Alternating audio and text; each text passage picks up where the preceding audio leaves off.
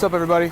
Oh, I want to show you something real quick. So let's talk about working out every day and kind of like, wow, there are kids in that pool.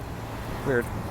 It's not for kids to play in, but you know, it often gets talked about in the biohacking community, the fitness community, you know, working out every day, and you know, people like to do it. Like, it's just, you kind of want to move your body every day in some sort of exerted physical capacity. This is what I wanted to show you. That's Roethlisberger. They got a bunch of really cool like Steelers like joints on this wall here. Anyway, yeah, and like I'm in a routine because I think routines are life. Routines drive me. I get the most done and I'm most productive when I have routines that are facilitating productivity and health and stuff. But I'm on a routine now where in the morning, after administrative stuff for Cortex Labs, obviously breakfast, coffee, supplement regimen, errands, where I'm walking, right? A couple miles, right? Sometimes 3, sometimes 4, sometimes 2. It really all depends. And I love it. I crave it. Right before the walk, I just start getting antsy and I know it's time to do it. If I get hung up in something else in the meantime, you know, I start getting annoyed because I'm like, I need to go on my walk and I want to go on the walk. But, you know, this question of like whether or not you should have a rest day. I do need rest days and it fucking bothers me. It really bothers me because I don't want to have rest days. I need to be doing this and I need to be working out. But every couple weeks, you know, at this pace of walking a few miles, call it, every day, my thighs start to hurt. And my knees start to hurt. Like, so many other things go into that, right? I mean, you could be taking krill or fish oil for joints, and you could be, you know, getting in a caloric excess for a few days, and that tends to help recovery and repair and these kind of things. But kind of no matter what, sometimes, no matter what I do, I get to that place where I fucking just have to take a break, and I totally hate it. So I'll take a total rest day, and it just sucks. It sucks. But I can't go out and walk. You know, I can't exercise. Oh, we got a crazy. I don't know if you can see her. Or you can hear. We got a nutso in the building. There's always a nutso down here.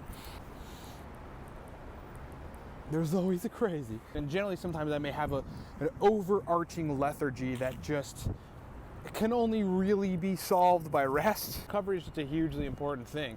If you're optimized physiologically, if you're a guy, especially as it relates to sleep, diet, testosterone, let's just call it those 3 things. It's a lot easier to hard charge in terms of working out and not have to take breaks. Just get to a point, finally, like, you know, after a pretty consistent stretch of pushing it, where I gotta take a day break, and I hate it. I just totally hate it. But when that day comes, here's the thing. Here's how you take advantage of that.